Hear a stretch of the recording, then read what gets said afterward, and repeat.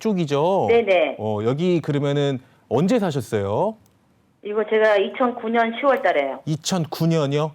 네. 그리고 이게 86년 준공이 떨어졌더라고요. 86년 준공이에요? 네, 오래됐어요. 아, 그러면은 일단 건물이 86년식이고요. 네. 86년 준공이 됐고 우리 그 시청자님은 2009년에 매수하셨어요? 네. 2009년에 얼마 주고 매수하셨어요? 그때 1억 1,000요. 1억 1천만 원? 네. 그러면 1억 1천만 원 주고 매수하셨잖아요. 네. 그러면 지금까지 계속 거주는 안 하셨고 임대만 주신 거예요? 네. 임대를 그럼 제가 집이 또 하나 있어요. 아파트 하나 또 있어요. 아, 이거 말고? 네. 그러면 임대를 지금 어떻게 주고 계세요?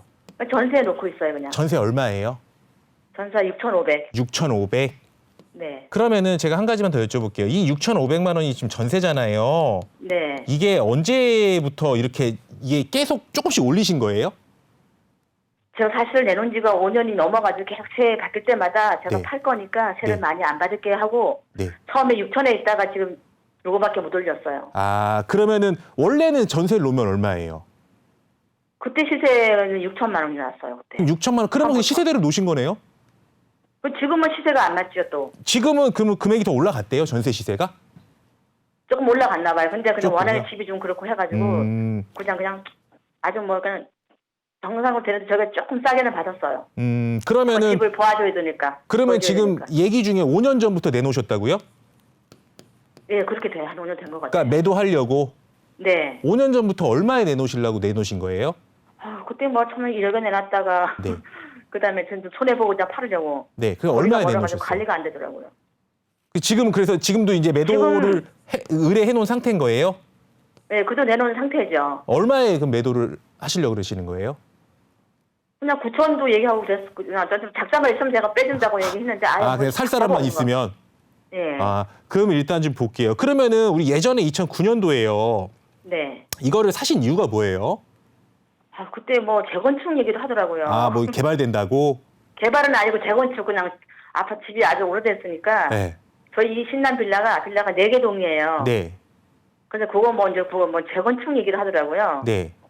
사실 제가 안 가보고 사갖고 좀.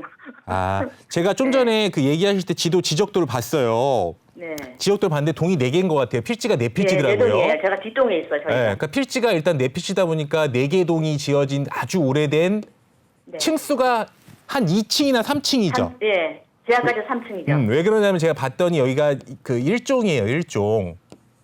그러니까 주거의 용도 지역이 1종이니까 보통 1종, 2종, 3종, 뭐 준주거 뭐 이런 식으로 예. 나오는데요.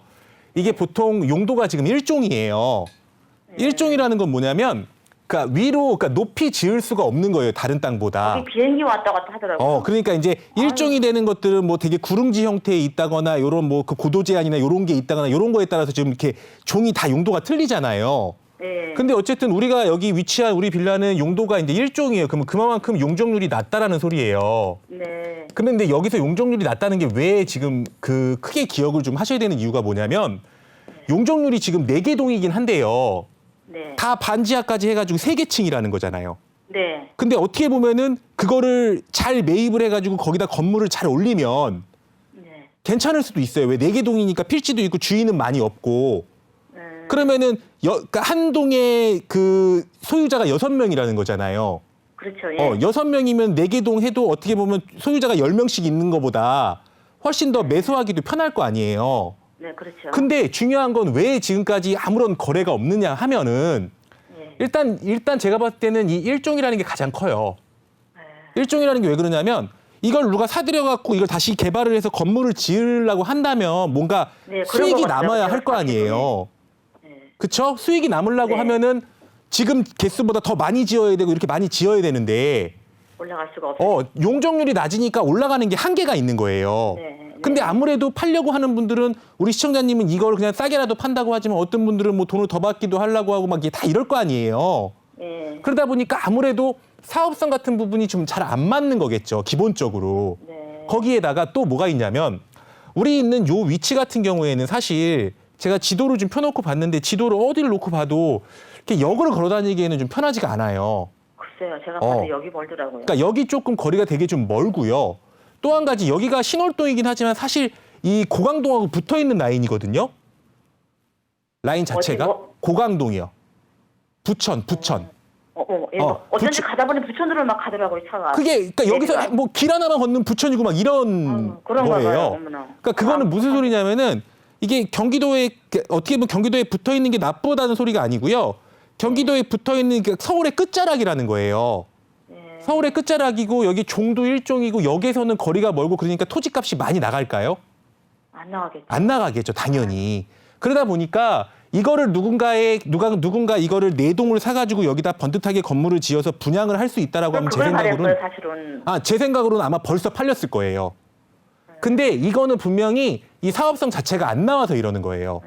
그러니까 위로 많이 지어야 많이 남을 거 아니에요. 네. 근데 뭐 그렇다고 만약에 땅값을 더 주려고 한다면 우리 위치가 정말 역에서 가까워서 땅값이 아주 비싸든가 그렇게 한다면 역에서 가까웠을 때 새로 지어서 팔면 역에서 가까우니까 조금 더 비싸게 팔 수 있을 거 아니에요. 알겠죠. 네. 근데 우리 집은 사실 오래되긴 했지만 사실 뭐 어떻게 보면 조건은 나쁘지 않아요. 이렇게 4개 동에 소유자가 많지 않고 뭐 개발을 하려고 하면 그런 조건은 나쁘지 않은데 기본적으로 이 용적률이 너무 낮고 거리상의 위치도 있고 그러다 보니까 누군가 여기를 개발해가지고 이거를 다시 사업을 한다거나 이렇게 하질 않는 거죠. 그리고 그거는 외부에서 들어왔을 때고요. 자체적으로도 이 4개 동을 어떻게 보면 이렇게 해가지고 4개 동을 부신 다음에 여기다 이제 뭐 본인들이 지을 수도 있잖아요. 그렇죠? 그것도 쉽지 않겠죠. 근데 이제 본인들이 지을 수는 있지만 결국은 본인들이 지으려고 해도 위로 올릴 수 있는 게 제한적일 거 아니에요. 그러니까 누가 와도 마찬가지네요. 그러니까 주인들이 부담해야 될 돈이 많은 거예요. 그러면은 주인들이 뭐 24명이 동의를 해야 되는데 그걸 하겠어요?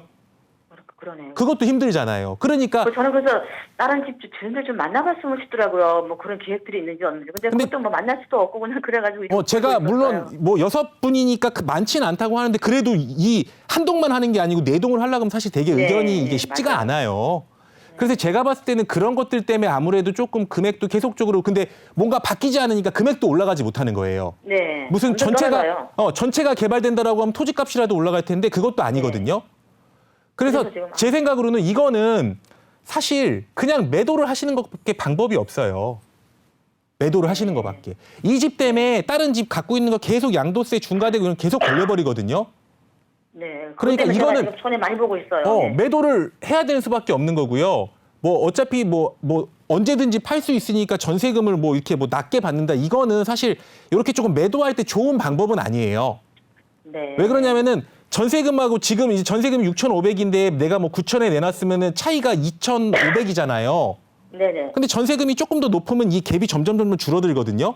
네. 그러면 어떻게 보면 조금 더 팔기 수월할 수도 있어요. 네. 그러니까 제 생각으로는 이거 5년 됐다라고 하시는데 사실 조금 살 때 조금 아쉬운 게 있죠, 사실. 그러니까 어떻게 보면은 조금 매수를 안 했었으면 더 좋았을 텐데. 그러니까 이거는 사실 지금 가지고. 조금 속상하셔도요. 일단 어떻게라도 좀 매도를 좀 하시면서 일단 여기서 잊어버린 거 딴 데 가서 좀 회복하셔야죠.